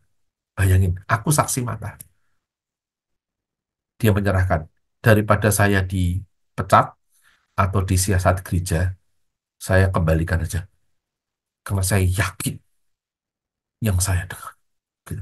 Keras sekali wajah. Itu sahabat saya sebenarnya. Temanku paduan suara kok. Kakak kelas dulu di Jepara. Saya sampai kaget loh. Sampai seperti itu. Dikembalikan. Berarti kan dia yakin sekali yang dia dengar. Lalu dia hidup saleh sekali bersama istrinya mengabarkan Injil ekstrim gitu. Supaya banyak orang siap gitu menyambut Tuhan datang 10 November 2003. Kelewat November 2003. Bingung dia menjelaskannya. Wes kadung enggak jadi pendeta. Coba gimana tuh? Akhirnya setelah sekian tahun dia menjadi pendeta di gereja tetangga. Tapi kalau ketemu kami, malu setengah mati. Tapi ya mau nyalakan dia tuh ya bagaimana? Wong dia tuh denger masalahnya kan. Lah kok iso denger itu yang saya masih belum tahu itu. Kok bisa ya orang sama-sama denger ya? Mbuh itu. Penjelasannya bisa rasional bisa nggak rasional. Tapi saya tahu teman itu tuh orang yang pinter. Paling tidak dia A1. A1 kan teknik kan. Saya juga A1 dulu SMA-nya. Dia kakak kelas saya loh. Dan nilainya bagus waktu SMA. Kakak kelas saya 2 tahun di atas saya. Sekolah teologi bukan duta wacana syukurlah. Tuh. Ya, dan kami sudah ingetin dia. Ingetin loh. Dia bilang, aku denger kok. Gimana kamu nih? Kamu kan hanya baca Alkitab. Aku denger loh. Gila, kok bisa denger sama dengan mangapin. Tetapi lewat semua kan. Makanya saya itu eh, yakin aja lah, Pak. Nah, dulu kadang-kadang gini, ini tafsirnya orang ya, tentang kapan Tuhan datang. Ini kan pre-post tadi itu, kapan Tuhan datang. Kadang-kadang tuh memakai ayat-ayat Alkitab. Ini tak curikan sedikit lah yang Injil, sedikit supaya tahu. Saya waktu kelas 2 SMP, ketakutan dalam arti apa tertentu ya, karena Tuhan mau datang dan saya merasa, aduh gitu. Karena gara-gara guru agama saya, kelas 2 SMP, oh saya masih ingat bayangkan. Dia bilang begini, dia di kelas nih, kita pakai Alkitab. Ya gitu, ya. Bacalah Alkitab tentang pohon ara. Jika pohon ara bertunas, kau tahu kesudahannya telah dekat. Angkatan ini tidak akan berlalu. Ya, ya kan? Pohon ara ini akan, sebelum pohon ara ini bertunas, angkatan tidak akan berlalu atau apa gitu sebagainya. Terus dia bilang, nih, kami kelas 2 SMP loh. Ini yang ngomong sarjana teologi. Pohon ara adalah Israel, satu generasi angkatan adalah 40 tahun. Israel itu kembali menjadi negara tahun 1948, tambah 40, 1988. Waktu itu saya SMP. Aku SMP kelas 2 itu tahun 1985. 3 tahun lagi. Menurut firman Tuhan, Tuhan datang. Wah, kita mikir kawin aja belum. Pacar aja belum punya, Tuhan sudah datang. Oh my God. Lalu orang menjadi saleh karena takut kan. Ini juga teologi yang salah. Hitung-hitungan itu membuat Anda diminta siap-siap, tapi lalu Anda takut. Keliru dong. Harusnya tabah. Gitu, hupomone. Jadi siapkanlah umat supaya tabah menghadapi realitas. Jangan eskapistik, Nitiane. Kita kadang-kadang itu eskapistik, itu orang diajak keluar dari realitas dunia ini, lalu berpikirnya menyambut Tuhan, gitu terus eskapistik, jadi tidak menggarap dunia real ini. Itu jelek, itu salah menurut saya. Hupomone berarti tabahlah, bahkan kalau sampai kamu mati, tabahlah. Imanmu yang setia akan buat engkau menang bersama Tuhan. Itu teologi kita, Bayu. Gitu, Bu Nina. Jadi menyikapinya gimana? Eskatologi, ketersingkapan, jangan menjadi lebih ahli daripada yang disingkapkan. Kata-kata. Ya kan? Ya, ya, interesting, Tapi Pak. dapatkan poinnya, gitu. Poinnya itu bukan hitung-hitunglah, ketahuilah rahasianya, lalu matematika. Enggak. Dalam ketersingkapan itu apa poinnya? Hmm. Penguatan poinnya. Ketabahan poinnya. Kemenangan Tuhan pada akhirnya poinnya, maka jangan menjual imanmu. Jangan takut walaupun kau mati. Tidak apa-apa. Barang siapa. Gitu. Barang siapa begini, ia akan begitu. Itu rumusnya. Kalau kita maju dipakai. Jadi ditariknya ke depan, gambarannya ke depan, itu gaya eskatologi untuk menguatkan masa sekarang. Jangan justru orang di masa sekarang diiming-imingi masa depan sampai tidak bergumul di masa sekarang. Terus pengennya segera mati, Tuhan datanglah, segera, ya Tuhan datanglah. Kapan ya? Kok tidak datang? Keliru, udah, sudah. Malah salah gitu.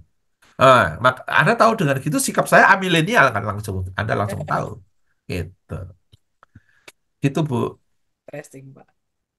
Ini ada pertanyaan dari Bu Yana. Ya, Pak, ajaran Calvinis dan Lutheran dikatakan tadi merupakan bagian dari amilenial. ya, Nah, betul. seberapa penting kita sebagai orang Kristen yang merupakan bagian dari ajaran tersebut menempatkan pandangan kita terhadap akhir zaman? Ya, penting untuk mengakui bahwa Tuhan akan datang. Jelas. Parusia itu penting akan datang. Yang jangan adalah jangan cemas keterlaluan gitu loh. Ketika ada perang, ada masalah, ada pandemi, jangan langsung berpikirnya, wah ini akhir zaman. Berpikirnya adalah bagaimana saya di tengah-tengah ini untuk tabah dalam iman dan menyaksikan Tuhan dalam situasi ini. Itu lebih penting daripada, waduh, ini mau kiamat nih. Terus kita loyo, terus kita tidak lagi menjaga pentingnya menyaksikan kebaikan Allah, iman, tabah, menolong sesama, itu repot. Jadi fungsinya adalah meyakini Tuhan akan datang, makanya berjaga-jagalah. Tidak apa-apa kalau berjaga-jaga. Yang jangan itu hitung-hitungan. Berjaga-jaga itu tidak apa-apa, karena kita harus hidup kita itu latihan rohani kan. Alertness ya, kewaspadaan tuh wah harus dong. Jangan ada begini, ah Tuhan datangnya masih lama atau tidak akan datang. Aku tak ngawur-ngawur aja. Nanti nek wis meh mati, nanti nek sudah tua mau mati baru aku saleh. Tak keliru lagi sudah. Kita tidak tahu kapan Tuhan datang. Tuhan akan datang pasti. Kapan? Nggak tahu. Maka karena kita nggak tahu kapan Tuhan datang, berjagalah setiap saat. Hiduplah saleh setiap saat. Nggak usah nunggu tua. Jangan mikir gini, kecil dimanja, muda foya-foya, tua saleh masuk surga. Lah keliru. Kapan kita tahu? Itu kan makanya yang penting itu kan kewaspadaan gitu loh, kesadaran, keterbukaan menyambut Tuhan kapanpun, dan keberanian mengolah hidup ini yang dikritik oleh orang-orang yang menekankan teologi kitab Wahyu Ketabahan adalah kalau orang-orang tadi itu eskapistik. Jadi ketika mengalami hal yang berat, bukannya mengelola ini sebaik-baiknya, menyaksikan Allah dalam penderitaanku bahkan, dalam matiku bahkan kalau perlu, tetapi sudah pikirannya langsung loyo aja. Loyo aja pokoknya, "Oh, sudah ini terserah lah." Loh, nanti itu eskapistik. Memang masalahnya gini, ada lagu-lagu, oh sudah kedua, ada lagu-lagu yang bisa disalahpahami eskapistik. Yang salah ya mungkin tafsirnya. Karena lagu itu kan berdasarkan teks Alkitab ya. Misalnya gini nih, saya kasih contoh. Ini dari sinode saya ya, saya nggak tahu Kika ada nggak lagu ini. Dunia bukan negeri asalku yang sungguh, di negeri yang kekal tersimpan hartaku. Ada ya? Tahu nggak lagu itu? Itu kan karena kata Tuhan Yesus, jangan engkau mengumpulkan harta di bumi ini, kumpul harta di surga.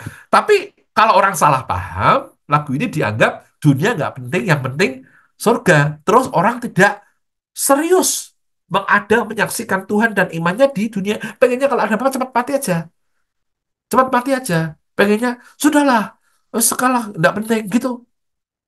Ada kalau yang saya sering pakai guyonan tuh yang di KJ. Dengan segala hormat loh ini ya. Lagu ini bagus sih sebetulnya. Judulnya Dueo Swiwi. Dueo Swiwi itu punya seandainya aku punya sayap. Jadi kata-katanya itu gini lagunya. Dueo Swiwi aku kyo mabur nyang ngaluhur nyang ngaluhur. Itu artinya seandainya aku punya sayap, aku ingin terbang ke surga. Maksudnya bagus kan tentang kerinduan pada surga. Tetapi saya selalu mengatakan hati-hati, lagu ini bisa disalahpahami eskapistik.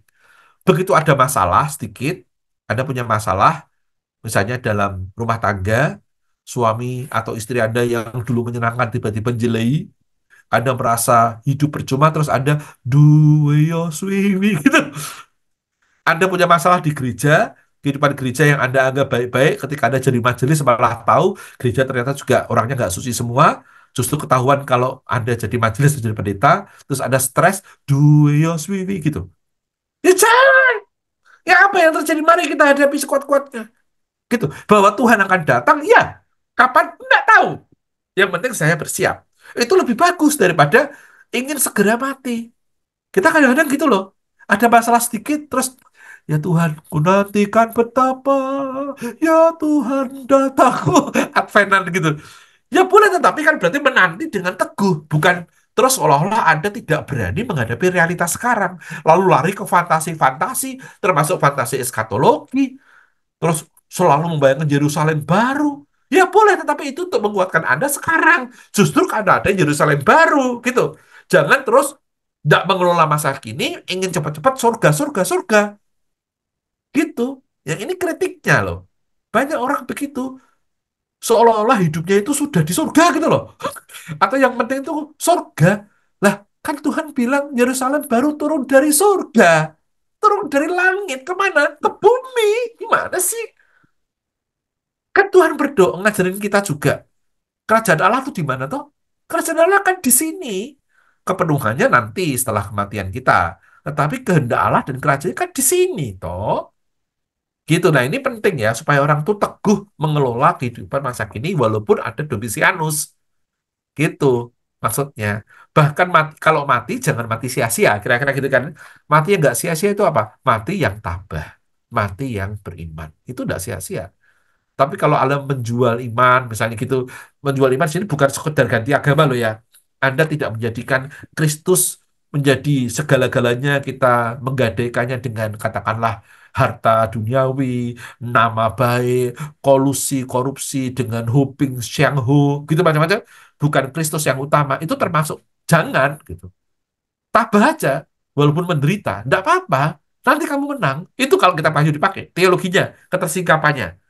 Malah dihitung-hitung lembu merah, merahnya seberapa, sudah ada apa belum, di Israel ada, gitu terus kan. Itu yang pray sama post yang sukanya, yang pray terutama sih yang suka gitu. Kan Anda tidak mungkin manggil pendeta khotbah gitu GKI kan, tidak mungkin lah. Karena GKI A itu masalahnya. Nah, tapi khotbah gaya A tidak cocok di gereja-gereja yang lagunya adalah sangkakala terdengar, sangkakala pertama. Orang kayak saya ngomong gini nggak dipakai. Gue menganjurkan supaya tidak terlalu pusing sama angka-angka kok. Nah, mereka kan seneng angka-angka.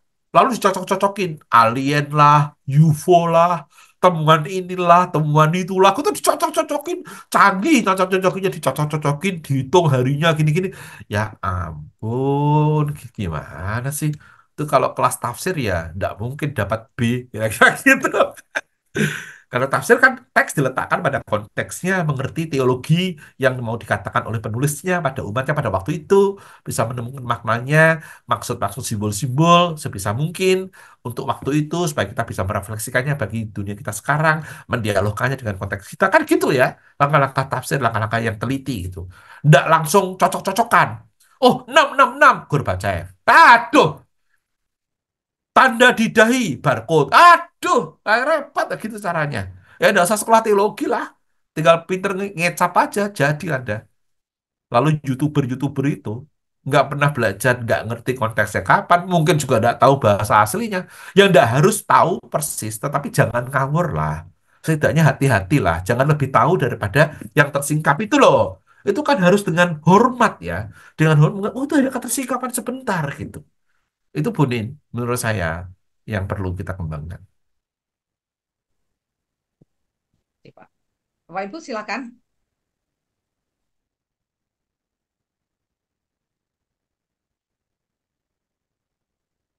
Pak, ini titipan pertanyaan, Pak. Boleh ya, Pak ya? Jadi Iya, kalau ya, dibandingkan dengan kedatangan Yesus yang pertama, itu iya. kan kalau di kitab Perjanjian Lama juga sudah ada kayak teasernya gitu ya, Pak ya. Ya kan kayak ada ya nanti akan datanglah juru selamat gitu ya, Pak ya. Tapi kalau kedatangan Yesus yang kedua ini nggak ada ya teaser-teasernya gitu ya, Pak ya. Ah, gini-gini. Ya tentu saja kalau kita ngomong parusia, tanda-tandanya ada toh. Yang tadi saya bilang perang macam-macam. Tapi masalahnya gitu loh. Kalau kita mengatakan, oh ini nih, sekarang nih. Itu kritik saya adalah yang disebut dalam Injil, perang, orang bunuh-bunuhan, kelaparan. Setiap zaman mah ada. Kan gitu kan. Nggak boleh kemudian mentang-mentang di zaman kita ada peperangan, terus kita langsung bilang, Tuhan Yesus pasti datang setelah ini. Ya jangan, lebih baik kita bilang gini, ini tanda-tandanya memenuhi. Seperti yang setiap zaman memenuhi. Maka marilah kita waspada. Gitu. Marilah kita berjaga-jaga. Itu yang penting kan. Berjaga-jaga itu yang penting. Nah, kalau soal kedatangan Kristus pertama kedua, ketegangannya itu sama orang Yahudi, Bu, sebetulnya. Orang Yahudi itu kan tidak kayak kita kan. Kita kan menganggap PL itu sebagai bagian dari PB kan. Kalau kita kan gitu. Kalau orang Yahudi kan PL aja gitu. Karena kita itu menganggap PL bagian dari PB, kadang-kadang ini nggak terlalu benar ya menurut saya. Saya ngajar PL, Bu, kalau mau tahu. Kadang-kadang itu PL diperlakukan hanya sebagai alat bagi PB. PL omong apa dipenuhinya di PB. Teologi Kristen kan gitu kan. PL itu dianggap nubuatan untuk PB. Itu tidak selalu benar sebetulnya. Ada yang pas ayatnya, kadang-kadang kalau diteliti ya sebetulnya tidak bisa persis banget. Tapi bolehlah. Kalau ngaku, sejauh ngaku tafsir Kristen itu tidak apa-apa. Nafsir gitu ya. Saya bisa tunjukin ayat-ayat yang dianggapnya itu untuk buatan untuk Yesus. Padahal sebetulnya kalau kita teliti teksnya, enggak. Gampang tuh kayak gitu tuh, tapi enggak sekarang lah. Banyak termasuk teks Yeremia yang sering dipakai, Yesaya yang sering dipakai, coba pasal 3 macam-macam. Sebenarnya orang-orang Yahudi nafsirnya tidak persis seperti kita. Tapi kita boleh menafsir itu sebagai nubuatan, boleh. Tapi bilang ya, ini tafsir Kristen gitu. Jadi perspektif itu agak dogmatik ya. Sehingga lalu oh lah kalau kamu dogmatik ya tentu saja cocok ayat-ayat tertentu. Tetapi ayat-ayat yang tertentu itu kadang-kadang tidak pas sebetulnya. Bisa juga, tapi itu topik yang lain ya. Nanti aja lah, itu buat Anda pusing. Yang mau saya katakan gini, orang Yahudi itu tidak kayak kita. Orang Yahudi itu masih menunggu Mesias sampai sekarang. Kita menunggu, kita sudah tahu Mesiasnya Yesus dan akan datang lagi. Jadi kita menunggu kan kedatangan Tuhan Yesus yang kedua, ya kan? Atau kalau tidak mau kata kedua, kedatangan Yesus kembali, ya kan? Ya, kata dan Yesus kembali. Nah, yang digambarkan dalam Yohanes 19 tadi itu, ya, Wahyu 19 yang luar biasa itu, ya, juga ada juga dalam Injil-Injil. Kalau orang Yahudi itu masih menunggu Mesias, sehingga nih Bunin atau siapapun yang tanya, dalam Paskah Yahudi itu selalu disediakan satu kursi kosong untuk Elia. Kalau kalau mereka tanya untuk siapa dulu Elia? Loh, Elia itu apa? Elia itu figur Mesias. Kalau ditanya, kan kita tahu Elia nggak akan datang. Oh ya, yang penting pengharapannya. Jadi kayak simbol gitu loh. Ada satu kursi kosong, pengharapan datangnya Mesias makan bersama mereka. Nah, sehingga nggak ketemu. Mereka masih menunggu Mesias.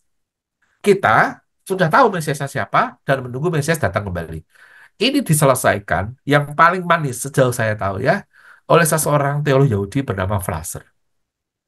Dia bilang gini, Bunin, menarik kalimatnya. Ketika saya mendengarnya dari Calvin Smith, Calvin Sheng, maaf, Calvin Sheng.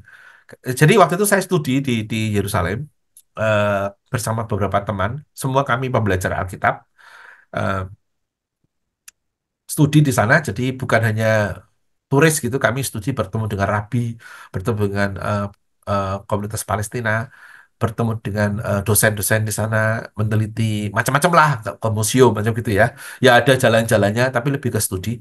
Itu ketemu Calvin Sheng. Calvin Sheng ini orang Mennonite dari gereja saya, tapi namanya Calvin. Jadi dia bilang, I am the only Mennonite who is Calvinist. Namanya Calvin Sheng. Dia bekerja di Tantur Institute of Jerusalem. Anda bisa cek tempat ini. Tantur Institute of Jerusalem. Dia mengajar teologi agama-agama. Jadi dia mengajar mahasiswa-mahasiswa orang awam, baik Kristen maupun Islam maupun Yahudi.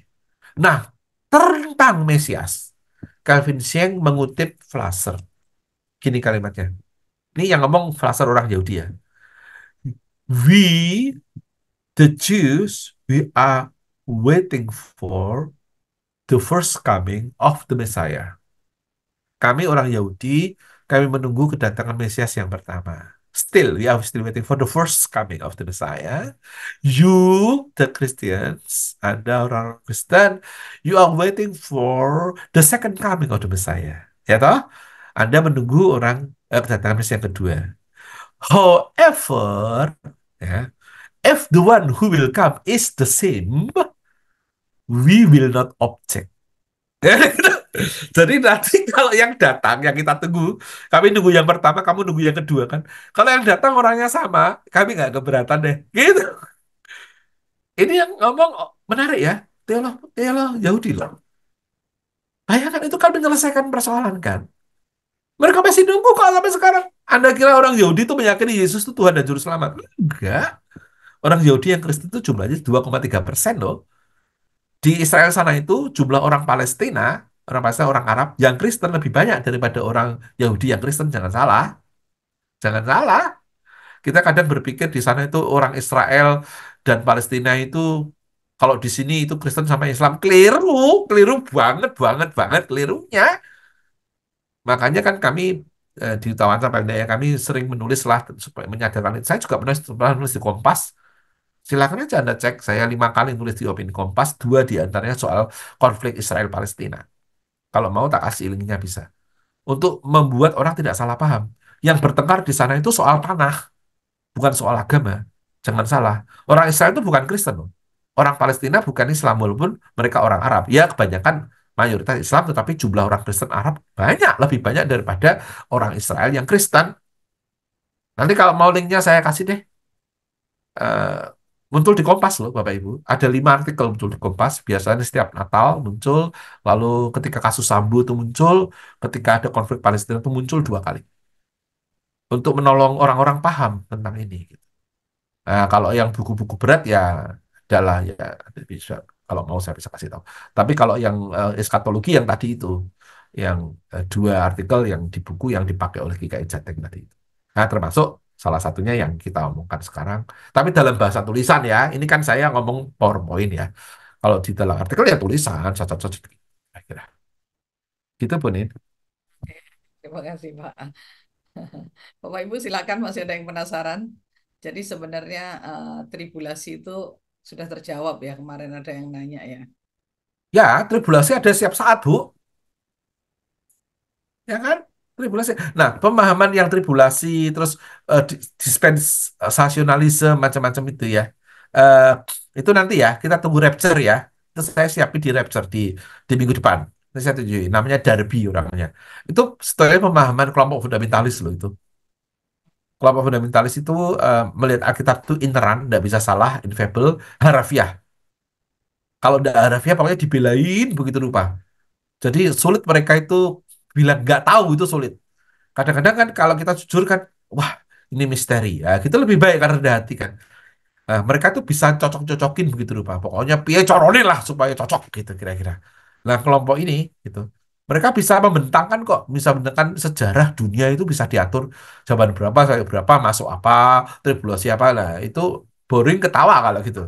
Lah wong ini tuh bukan figuratif kok, bukan harfiah gitu kok dibuat gitu. Kan repot. Kayak tadi itu tukang kayu itu memotong pohon beringin itu. Coba silakan aja. Bajunya dari kuning, dari merah menjadi kuning. Nah, kita tahu maksudnya apa. Ya kayak kayak gitulah.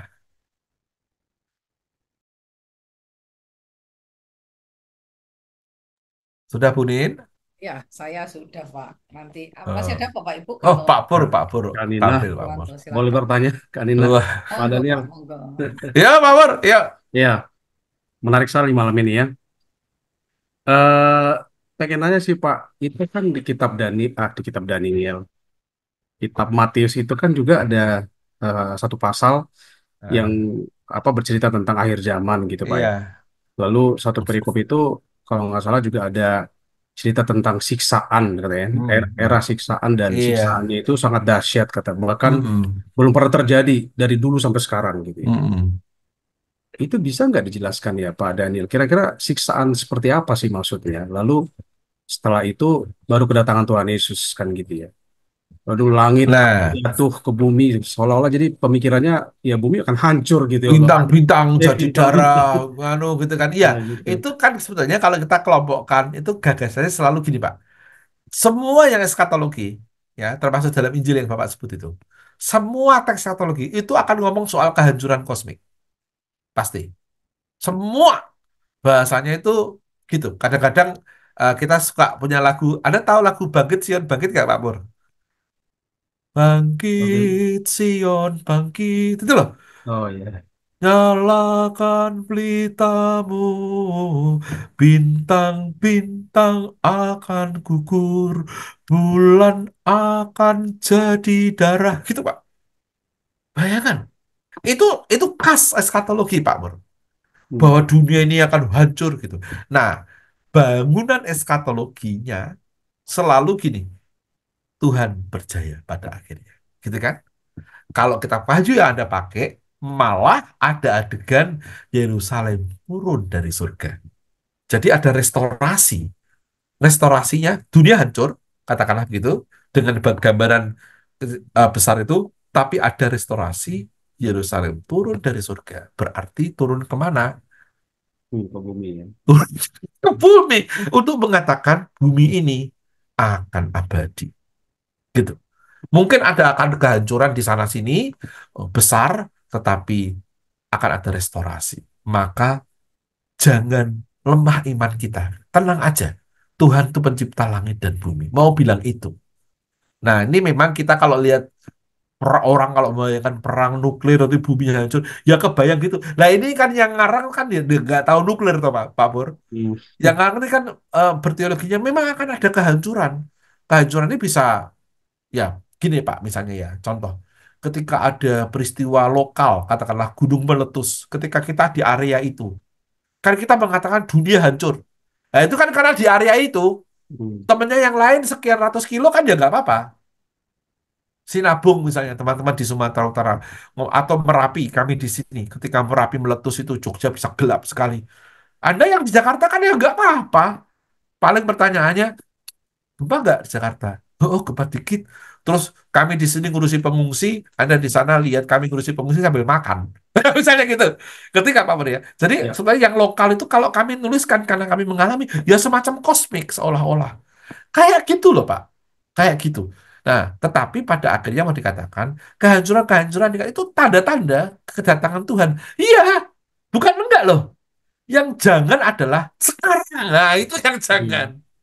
gitu, bahwa kedatangan Tuhan itu nanti akan begitu megahnya, dunianya akan mengalami semacam gonjangan. Iya, kalau itu gambarannya memang begitu. Terus kalau Anda tanya ke saya, gitu nggak nantinya? Ya, ya aku ya bilang, ya iyalah. Karena saya punya referensi apa lagi kecuali itu. Referensi saya kan Alkitab. Gambarnya berat. Tetapi itu artinya apa? Artinya mungkin itu figurasi dari, misalnya saya bilang gitu ya, apa sesuatu yang sangat besar sekali. Gitu. Anda kalau tanya orang Kristen Hiroshima Nagasaki, seandainya mereka bisa ditanya, yang Kristen-Kristen, ketika bom itu, ya mungkin pikir ya mereka kiamat kan, ya kan? Misalnya, nah kita tahu belum tuh. Hmm. Tetapi yang penting kan peristiwa-peristiwa membuat kita tuh lebih atentif ya, lebih sadar akan bermaknanya hidup, bergunanya iman. Itu aja Pak poinnya. Oleh karena itu kritik besar kalau boleh teolog-teolog yang amilenial adalah kritiknya adalah bukan nggak boleh pre itu bukan. Jangan pre-nya tuh dimutlakkan itu loh Pak. Hmm. Kalau sekedar gini, lihatlah zaman ini begitu mengerikan. Marilah kita waspada, Tuhan akan datang. Oke, oke, oke, good. Gitu malah. Tetapi kalau gini, Tuhan akan datang sekian. Nanti ini, wah itu nakut takut. Lalu orang menjadi saleh karena takut. Salah dong. Orang menjadi saleh karena beriman dalam ketabahan. Bukan karena takut. Tapi itulah orang Kristen.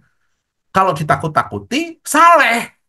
Ada tuh pendeta kayak gitu tuh. Saya nggak usah sebut nama lah. Tapi dia gayanya begini. Dia akan megang rantai. Hmm. Dia megang rantai. Terus dia seolah-olah menahan rantai itu. Dia akan bilang, oh ini saya sering denger nih kayak gini. Aku sedang menahan kekuatan dari neraka. Begitu pintu ini, rantai ini tertutup, sedang saya pegang nih, maka selesailah. Maka mari, sebelum ini saya tutup, maju ke depan. Bapak gitu, maju dah. Ibu semua. Lah gitu kan jahat. Jahat tuh menurut saya. Atau kalau tidak jahat, bolehlah saya bilang tafsir eskatologinya kacau lah. Masa begitu? Tapi itu ada Pak. Orang Indonesia Pak. Orang Indonesia. Di Pulau Jawa ini. Aku tidak usah sebut nama lah daripada ini kan direkam kan. Nanti malah GKI Kota Wisata kena getahnya pula. Ini oh di mana-mana dia bawa oh, apa namanya kayak belenggu gitu loh. Wow, pernah praktek di Jogja kok. Kami mengutus mahasiswa kami untuk melihat. Jadi pada masa itu lihat Pak. Dilakukannya di sini, di gedung Duta Wacana. Yang kurang ajar mereka bilang bekerja sama dengan Duta Wacana. Enggak, yang terjadi mereka pinjem, bayar, nyewa. Anak-anak ditugaskan oleh Pak Stefanus, kami punya dosen namanya Stefanus, dosen spiritualitas dan liturgi, dianjurkan ikut lihat apa itu terjadi analisis. Malah lalu beritanya, para mahasiswa teologi pun bertobat. Wah, lu bener Pak, beneran saya nggak bohongan ini. Bener.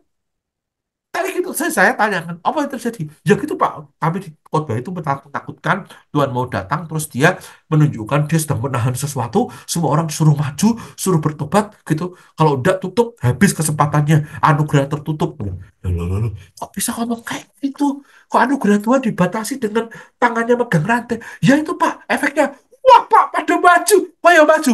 Aku melu-melu lucu Pak. Jadi mereka ikut. Kurang ajar dalam hati saya. Kamu jalan Pak rame ya Pak itu mau ikut maju wow gitu.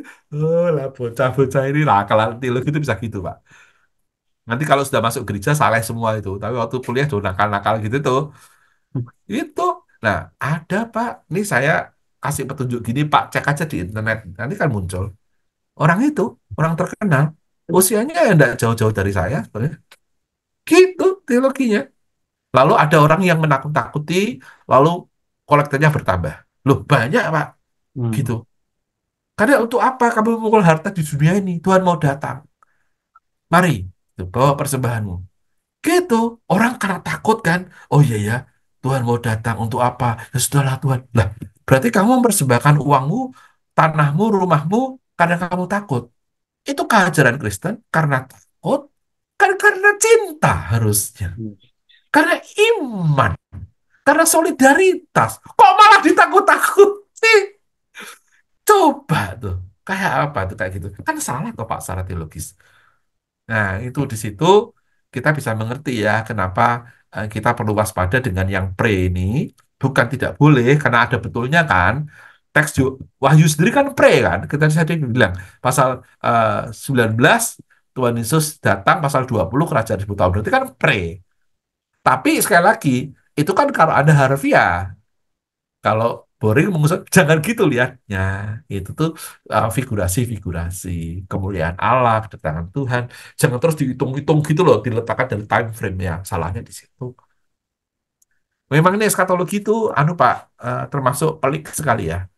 Karena yang Anda dengar dari saya kayak gitu jarang kan. Biasanya orang akan mengajak menghitung-menghitung, lalu menunjukkan kuda itu apa, tahun berapa peristiwa ini, gitu. Itu yang kayak kitab Daniel, kalau sekali lagi ya, bedanya dengan kitab Daniel, saya ulangi, ya, kitab Daniel itu ditulis abad 2. Peristiwanya terjadi sebelumnya. Yang penglihatan itu, kecuali pasal 10 tadi itu. Masih ingat ya? Semua cocok. Karena dia menceritakan sejarah sebetulnya dengan cara menarik kisahnya di abad ke-6. Lalu dimainkan narasinya dari abad ke-6, narasi historis itu. Semua cocok karena ditulisnya di abad kedua.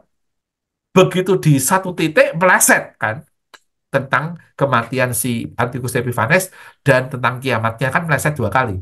Nah itu kitab Daniel. Tapi tujuannya sama, menguatkan iman ketika mereka digencet oleh Antiochus Epiphanes. Kalau yang Wahyu ini, caranya mereka digencet oleh Domitianus, cara membuatnya teguh adalah menjelaskan gambaran eskatologi di akhir zaman, Kristus datang, dunia ini akan baik-baik saja, Yerusalem turun dari surga, Allah berjaya, maka kamu yang sekarang ini menderita, tabahlah. Gitu. Lebih ke gitu, menguatkan masa sekarang. Nah, gambaran dalam Injil-Injil, sama Pak, ada gambaran-gambaran mengerikan itu, saya Hmm. dalam rangka waspada. Nah, nanti minggu depan, kita akan khusus ngomong soal rapture. Barangkali ya, kalau perlu saya akan sedikit cerita soal kebangkitan tubuh, kalau mau. Menurut versi satu apa Tesalonika kalau mau supaya tahu pergumulannya gimana karena kadang-kadang tuh orang bingung raptor sudah terjadi apa belum gitu pertanyaannya kadang-kadang kan terjadi betulan apa enggak gitu terus orang-orang mati bangkit itu piye maksudnya nah kalau dibakar kremasi nah gimana Hmm. kalau orang matinya sudah sekian abad yang lalu piye corona itu bisa kumpul semua nyambut dua di angkasa nah, kayak gitu itu tuh topik-topik gini kan bukan GKI banget kan enggak orang GKI enggak pusing kayak gini sebetulnya nah tetapi ya karena kita mau ngomong eskatologi dan ngomong soal dunia orang mati kayak gini ya, kita lihat teksnya sejauh mungkin, maksudnya apa atau kira-kira situasinya apa. Itu bisa mungkin gitu. Ini tuh bukan topik favorit saya loh, Pak. Enggak.